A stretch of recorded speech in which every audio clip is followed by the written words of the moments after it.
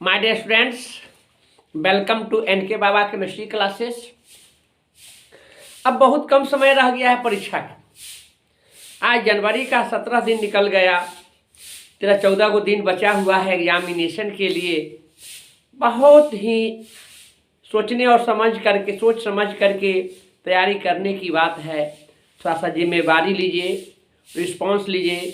आज 10 घंटा 10 दिन पढ़ लेते हैं, रिवीजन हो जाएगा, करेंट स्टडी रहेगा, अच्छा रिजल्ट आएगा। अब पढ़ने की आवश्यकता है। 10 दिन में जो जितनी क्षमता है सभी कुछ पर एग्जामिनेशन के लिए लगाइए और अच्छा से अच्छा रिजल्ट पाइए। मैं आप सभी विद्यार्थियों के लिए आप मेहनत कर रहा हूँ। अब समय समय पर क्वेश्चन आपको देते रहा हूँ, प्रैक्टिस करा रहा हूँ, एक्सप्लेनेशन भी किया है।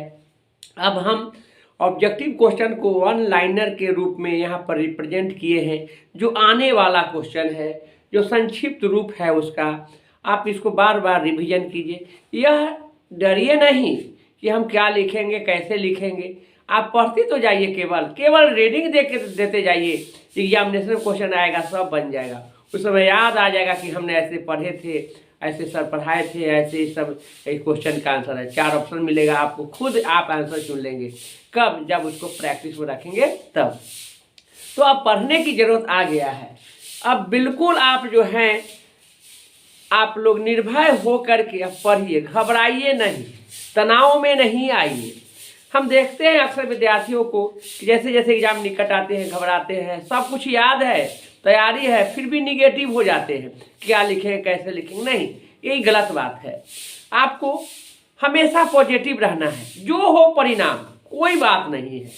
निगेटिव रहने से क्या मिलेगा? पॉजिटिव रहने से बहुत कुछ मिलेगा आप लोगों को।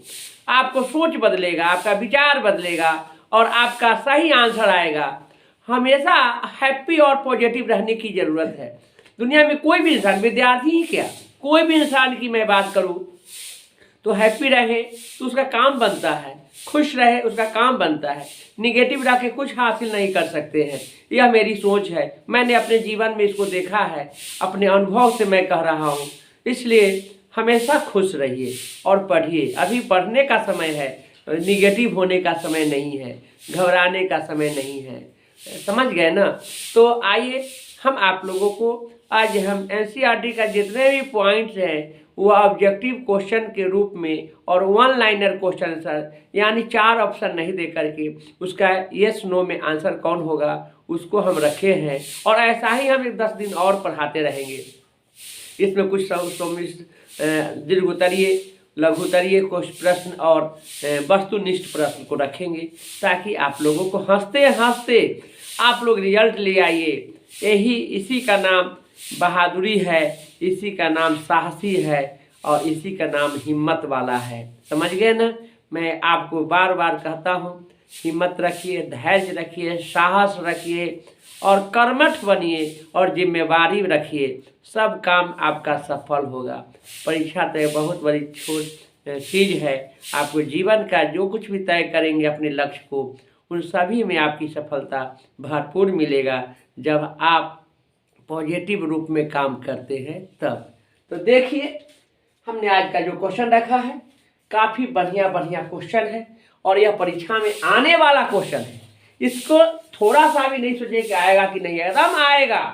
हमने इस तरह का परीक्षा मंथन में जितने भी टॉपिक रखा है, परीक्षा मंथन, यह रियल में परीक्षा मंथन है।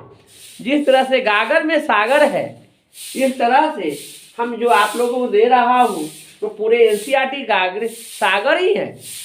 उसमें से हम आपको हीरा मोती चुन चुन करके दे रहा हूँ। आप पढ़िए तो, आप देखिए तो सब क्वेश्चन लड़ जाएगा आपका। यह है क्वेश्चन यहाँ पहला है, वह प्राकृतिक पदार्थ जिससे धातु का निष्कर्षण फायदेमंद है क्या कहलाता है? देखिए, हमने कहा था प्राकृतिक पदार्थ खनिज होगा और खनिज का जब निष्कर्षण करते हैं फायदेमंद, बेनिफिटेड, कम खर्च में जब खनिज का निष्कर्षण होता है, खनिज से धातु का निष्कर्षण कम खर्च में होता है तो वह अयस्क कहलाता है। क्या कहलाता है? अयस्क कहलाता है। तो वह प्राकृतिक पदार्थ जिससे धातु का निष्कर्षण फायदेमंद यानी बेनिफिटेड, लाभ होता है तो वह कहलाता है अयस्क। ध्यान रखें। नेक्स्ट है साइनाइड विधि द्वारा किस धातु को प्राप्त किया जाता है? साइनाइड विधि द्वारा सिल्वर, जिसे चांदी कहते हैं, और एजी से सूचित करते हैं। हमने यहाँ सिल्वर या चांदी लिखा है और एजी उसका सिंबल है, धातु है। यह सबसे ज्यादा विद्युत का सुचालक वाला धातु है, ये बात जान लीजिए। तो साइनाइड विधि द्वारा किस धातु को प्राप्त किया जाता है? सिल्वर या चांदी। सिंबल क्या होते हैं? एजी। नेक्स्ट है यौगिक में सबसे प्रबल अम्ल कौन है? यह दिया गया यौगिक हम यहाँ रखे हैं HF, HCl, HBr, HI। इसमें सबसे प्रबल अम्ल HI होगा। यह हम 2 नंबरिया क्वेश्चन भी सेट किए हैं कि HF के तुलना में HI प्रबल अम्ल होता है कैसे। तो आप जानिए कि इसमें HCF है, HCl, HBr, HI है, सभी में H कॉमन है। अनकॉमन कौन है? AFCl, BrI। और यह वर्ग 18 के तत्व है जिसमें आयोडीन का परमाणु संख्या 53 सबसे ज्यादा है, जिसका परमाणविक आकार ज्यादा होगा और परमाणविक आकार ज्यादा होने के कारण यह प्रबल अम्ल होता है। बहुत मजेदार क्वेश्चन को हमने यहाँ रखा है और इस बात को आप लोग समझिए और लगल रहिए, एकदम अच्छा से अच्छा रिजल्ट आएगा, एकदम घबराने की बात नहीं है। नेक्स्ट है गोताखोरी में श्वसन हेतु यंत्र में किस गैसों का मिश्रण प्रयुक्त होता है? यह विलियम चैप्टर का हेनरी के नियम का उपयोग वाला है। इसमें हीलियम, ऑक्सीजन और नाइट्रोजन का उपयोग होता है। आप जानिए हीलियम 7.2%, ऑक्सीजन जो है आपको 11.7%, अब बचा हुआ शेष भाग नाइट्रोजन होता है। इन सभी गैसों का मिश्रण जो है आपका क्या है? गोताखोरी लोग जो श्वसन जो आता है, यह आर्टिफिशियल ऑक्सीजन है। आप जानते हैं कि पृथ्वी की सतह पर ऑक्सीजन पर्याप्त मात्रा में है, जो इतना जीवों को श्वसन के लिए चाहिए उपयुक्त है। इससे न कम है और न ज़्यादा है। लेकिन इस धरातल से गहराई की ओर जाते हैं, अर्थात समुद्र की में गहराई गोता लगाते हैं तो वहाँ ऑक्सीजन घटते जाता है। तो जीवन को व्यापित करने के मेंटेन करने के लिए एक उपयुक्त पर्याप्त ऑक्सीजन चाहिए, वह कम जाता है। जो आर्टिफिशियल कृत्रिम ऑक्सीजन जो हीलियम, नाइट्रोजन और ऑक्सीजन का मिश्रण होता है, जिसको गोताखोर लोग ले जाते हैं या कोई तैराकी लोग ले जाते हैं। यदि इसको नहीं ले जाएं तो उनको बहुत सारे आपको मुंह, नाक, कान से खून आ जाएगा, श्वसन में गड़बड़ी होगा और वो मर जाएंगे। इस रोग को बेंट्स नामक रोग कहा जाता है। इसी प्रकार आप जानिए कि आकाश में पर्वतरोधी जो वायुयान भरते हैं, धरातल से ऊपर जाने पर भी ऑक्सीजन की कमी हो जाते हैं और उस ऑक्सीजन की कमी से सेम सिम्टम्स हैं। उसका भी आंख लाल हो जाएगा, आंख से खून आएगा, नाक से खून आएगा, मुंह से खून आएगा और वह मर जाएगा। तो उस रोग का नाम एनॉक्सिया, उड़ान भरने वाला में एनॉक्सिया, गोता लगाने वाला में बेंट्स, दोनों के एक ही उपचार है जो कृत्रिम ऑक्सीजन है। इसमें आपको ऑक्सीजन, हीलियम, ऑक्सीजन और नाइट्रोजन का मिश्रण है। 7.1% हीलियम, आपको 11.7% जो है आपको ऑक्सीजन है और 53 कुछ % जो है आपको क्या रहते हैं? नाइट्रोजन रहता है। तो इस तरह से आप जानेंगे कि यहाँ पर गोताखोरों के लिए जरूरत वाला जो गैसों का मिश्रण है वह हीलियम, ऑक्सीजन और नाइट्रोजन होता है। नेक्स्ट क्वेश्चन है संक्रमण तत्वों का स्थान आवर्त सारणी के अंतर्गत कहाँ होता है? तो डी ब्लॉक में होता है। डी ब्लॉक के तत्वों को संक्रमण धातु कहते हैं। सबसे आवर्त सारणी के सबसे बाएं तरफ का जो तत्व है वह है आपको एस ब्लॉक का तत्व। उसके बीच वाला भाग जो 1 और 2 होते हैं एस ब्लॉक के, उसका 3 से लेकर 12 तक का डी ब्लॉक का तत्व है। और फिर 13 से लेकर के आपका 18 तक का तत्व जो दाएं तरफ का तत्व होता है आवर्त सारणी में, वह पी ब्लॉक का होता है। तो संक्रमण तत्वों का स्थान आवर्त सारणी के अंतर्गत डी ब्लॉक में आता है, जो 3 से लेकर 12 तक का तत्व होता है। अच्छा क्वेश्चन है, लैंथेनाइड आकुंचन किस तत्व के लिए उत्तरदायी है? यह देखिए लैंथेनाइड आकुंचन जो होते हैं आपको एफ ब्लॉक में आते हैं और यह जीरकोनियम, जेडार और हाफनियम एच एफ की त्रिज्या लगभग बराबर होता है, यानी त्रिज्याएं एफ का घटते जाता है और डी तो उसमें है ही, वह परमाणु संख्या जिरकोनियम से हाफनियम का ज़्यादा है, फिर भी उसकी परमाणु त्रिज्या लगभग समान होता है। परमाणु संख्या बढ़ने से त्रिज्या बढ़ना चाहिए, वह नहीं बढ़ता है, घट जाता है, इसलिए आकुंचित हो जाता है, इसलिए इसे लैंथेनाइड आकुंचन के नाम से जाना जाता है। आपको 2 नंबरिया क्वेश्चन में पूछा जा सकता है कि लैंथेनाइड आकुंचन से क्या समझते हैं, तो आप कहेंगे कि जिरकोनियम तथा हाफनियम की परमाणु त्रिज्या लगभग समान होते हैं, अर्थात हाफनियम की परमाणु त्रिज्या जिरकोनियम का परमाणु संख्या कम होते हुए हाफनियम का ज़्यादा है, फिर भी इसकी त्रिज्या कम जिरकोनियम की तुलना में ज़्यादा होना चाहिए, लेकिन लगभग समान है, इसलिए इसे लैंथेनाइड आकुंचन कहते हैं। नेक्स्ट है संक्रमण धातुओं के आयनों में प्रतिचुंबकीय कौन है। आपको हमने बहुत बार बतलाया है, पर बहुत मजेदार क्वेश्चन है। आप ये जानेंगे कि प्रतिचुंबकीय जिसके कक्षक डी कक्षक में 10 इलेक्ट्रॉन हो, या पी में 6 गो हो, या एस में 2 हो, या एफ में 14 हो, यानी जो कक्षक में पूर्ण भरित इलेक्ट्रॉन होता है वही आपको प्रतिचुंबकीय होते हैं। और इसमें स्कैंडियम का 23 होता है, 3 को त्याग दिया तो हो जाए 21 होता है, 3 को दिया 18 पी ब्लॉक में 6 इलेक्ट्रॉन फुलफिल हो जाता है। टाइटेनियम का 22 होता है, 4 को त्याग 18 के बराबर, यानी जिंक का 30 वाला 2 को त्याग दिया, एस वाला त्याग दिया, डी में 10 के 10 रह जाता है। कॉपर में S4S1 होता है, 3D10 एस वाला त्याग करके वो डी कंप्लीट रखता है। कैडमियम एस के इलेक्ट्रॉन को त्याग करके 2+ डी में 10 इलेक्ट्रॉन को प्राप्त कर ले रहता है। और मर्क्यूरी ये भी 5s का इलेक्ट्रॉन लॉस करके 2+ आयन आया, लेकिन डी में 10 इलेक्ट्रॉन है, इसलिए यह सबके सब क्या है, प्रतिचुंबकीय है। आप इतना ही तो रट जाइए, 1 2 1 स्कैंडियम जिंक और बस यही 2 स्कैंडियम और जिंक, परीक्षा में यही 2 में से कोई रहेगा और ऑब्जेक्टिव में रहेंगे, ध्यान में रखेंगे। नेक्स्ट है जटिल आयन, यह कोऑर्डिनेशन कंपाउंड है, जटिल आयन है, बड़े ब्रैकेट से घिरा हुआ जो भी यौगिक हो या आयन होगा जटिल कहलाता है, कि संरचना वर्ग समतलीय है।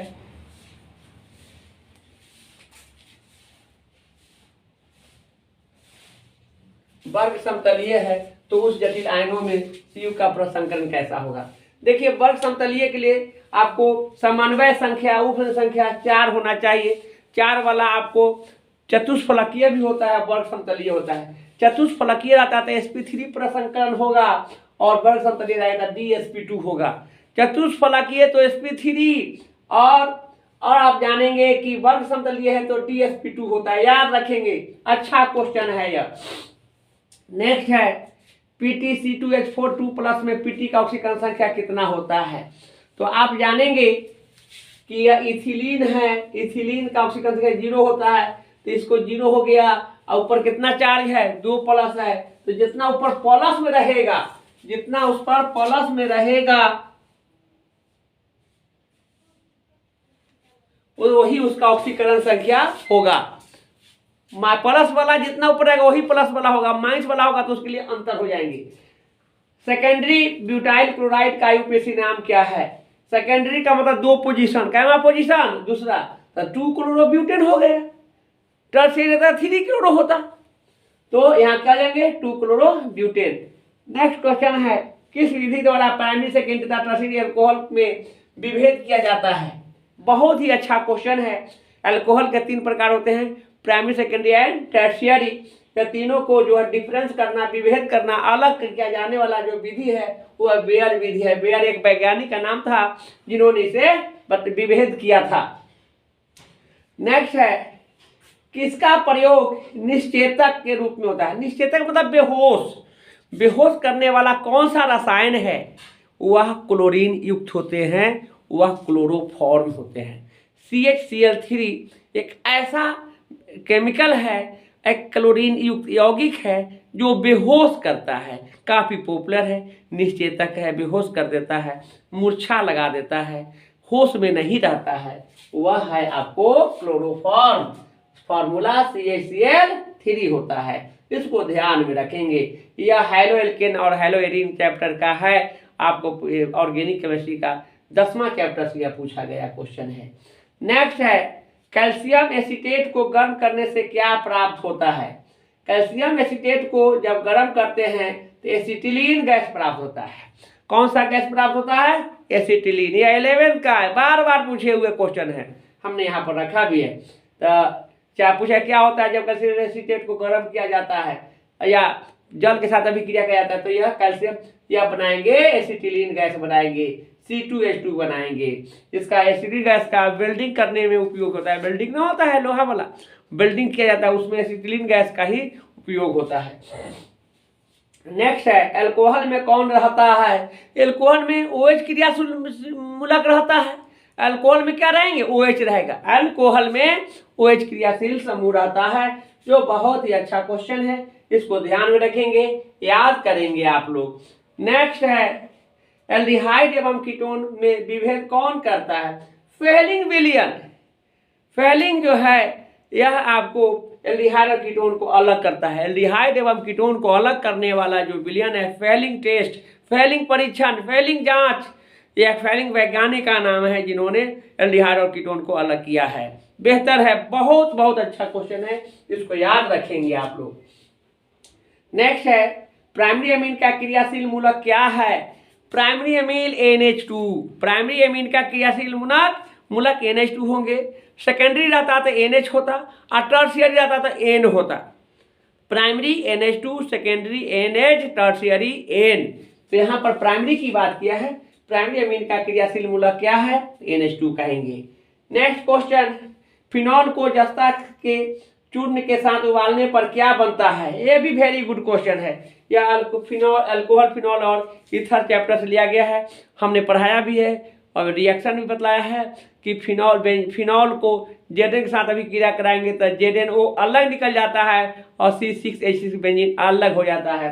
तो फिनॉल को जस्ता के चूर्ण के साथ, जस्ता मतलब जिंक के साथ उबालते हैं, गर्म करते हैं, तो यह बेंजीन बनाता है। बहुत अच्छा क्वेश्चन है, बहुत अच्छा क्वेश्चन है। नेक्स्ट है, कार्बोक्सिलिक अम्लों का क्रियाशील मूलक क्या है? कार्बोक्सिलिक अम्लों का क्रियाशील मूलक COOH होता है। बहुत पॉपुलर है, पूछा गया क्वेश्चन है, कई एक बार पूछा है, फिर भी पूछेगा, यह याद रखेंगे। नेक्स्ट है, एस्टर को किस सूत्र से व्यक्त किया जाता है? एस्टर को COOR से व्यक्त किया जाता है। यह वेरी गुड क्वेश्चन है।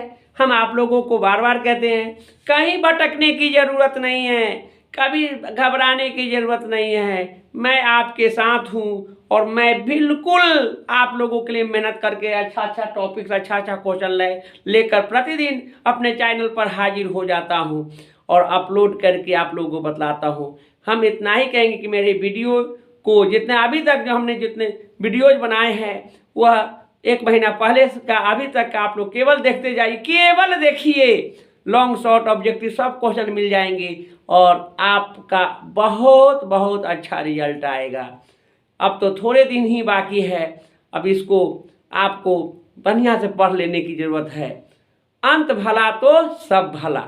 आप अंत में अच्छा से अच्छा पढ़ करके अच्छा रिजल्ट अच्छा करते हैं तो सब कुछ आपका ठीक ठाक रहेगा।